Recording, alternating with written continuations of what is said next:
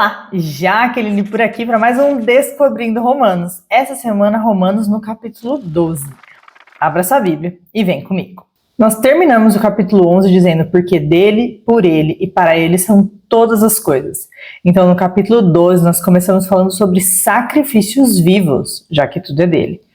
Portanto, irmãos, rogo-lhes pelas misericórdias de Deus que se ofereçam em sacrifício vivo, santo e agradável a Deus, que é o culto racional de vocês, ou seja, que é a adoração de vocês. Esse sentido de agradável vem lá de Êxodo, quando a gente fala que as ofertas elas sobem como um aroma suave a Deus. E é interessante pensar em sacrifício, né? Porque quando a gente fala em sacrifício, sacrifício é exatamente a morte de um animalzinho, para que aquilo seja ofertado. E aqui Paulo está nos desafiando a ser um sacrifício vivo, ou seja, ter uma vida de sacrifício a Deus. Tem um atleta que dizia, se Jesus é Deus e morreu por mim, nenhum sacrifício meu por ele é grande demais.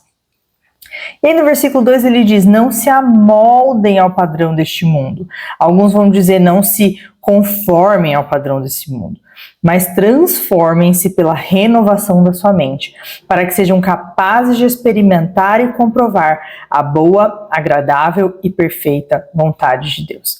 Quando a gente pensa em se amoldar, em conformar, no original, é como se você pegasse alguém e colocasse dentro de uma caixinha.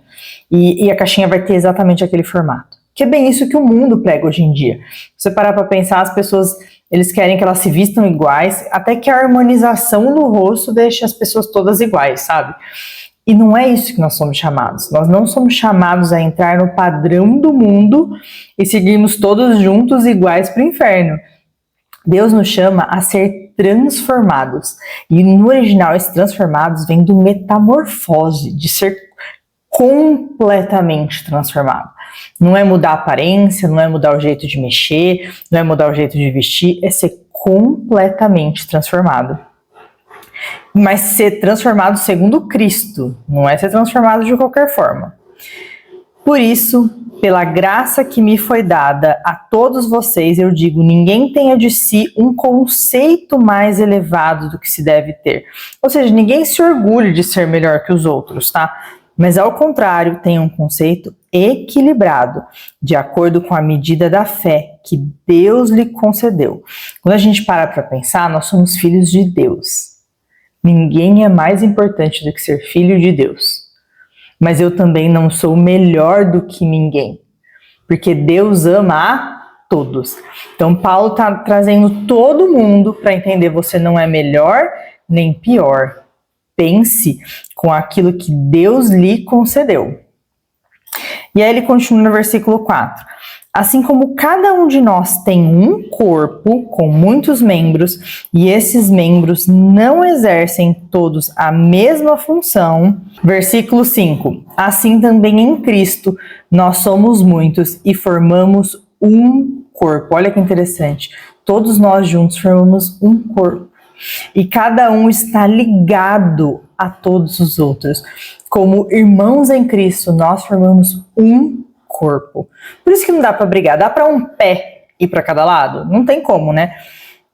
Temos diferentes dons, não somos todos iguais, de acordo com a graça que nos foi dada. Se alguém tem o dom de profetizar, use-o na proporção da sua fé. Se o seu dom é servir, sirva. Se é ensinar, ensine. Se é dar ânimo, que assim faça. Se é contribuir, que contribua generosamente. Se é exercer liderança, que a exerça com zelo, com afinco. Se é mostrar misericórdia, que o faça com alegria. Quando a gente lê sobre dons aqui, no original, a gente está falando sobre carisma. E o carisma ele tem duas aplicações, né? Uma é o presente, a graça que Deus nos deu. Então, cada um de nós vai ter uma aptidão para coisas diferentes. Alguns vão dar aula, alguns vão organizar, alguns vão cuidar de construção. Cada um tem um dom diferente. Mas aqui ele também está falando do dom espiritual que Deus nos deu. Nós, como membros do corpo de Cristo, Deus nos presenteia com uma porção especial do Espírito Santo, em que nós vamos agir sobrenaturalmente, muitas vezes em dons diferentes. Se todos nós fomos chamados para a mesma coisa, nós teríamos áreas faltantes, né? E é muito interessante que, independente do seu dom, todos nós fomos chamados para servir. Todos temos talentos. E Ele nos chama a servir com zelo, com cuidado, com carinho, com muita atenção. Como um sacrifício vivo, santo, perfeito e agradável a Deus.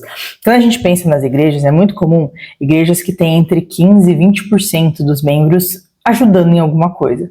O restante muitas vezes tem o conceito de consumismo. Eu quero entrar num lugar perfeito, assistir e ir embora. Mas se a gente pensar num corpo humano, em que apenas 15% a 20% funciona, você concorda que seria um corpo em estado vegetativo? Não seria um corpo que correria, que caminharia, que falaria, que se movimentaria? Porque para isso a gente precisa de muito mais.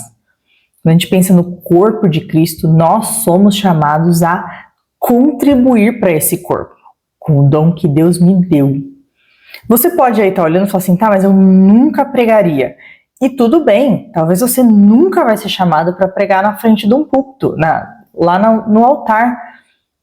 Mas qual é o dom que Deus te deu? O que Deus te chamou a fazer? Você viu um papel de bala no chão, você pode pegar. Você viu uma criança correndo para fora da porta, você pode impedi-la que ela saia da porta. Você pode disponibilizar o seu tempo para ajudar com alguma coisa. Nós somos corpo de Cristo. Somos chamados para ser um sacrifício vivo. Eu vou ter que sair da minha cama para servir? Vai, isso vai ser um sacrifício vivo. Eu vou abrir mão, talvez, de um momento que eu teria na frente do Netflix para servir? Vai, você é chamado a servir. Não com obrigação, porque não é isso que Deus está buscando. Deus não está buscando que você cumpra uma tabela, mas porque dele, por ele, para ele são todas as coisas. Então a minha e a sua vida também são para Ele. E para que um corpo funcione, todos os membros têm que colaborar. Que você possa olhar nesse momento e falar assim, Deus, qual que é o dom que eu tenho?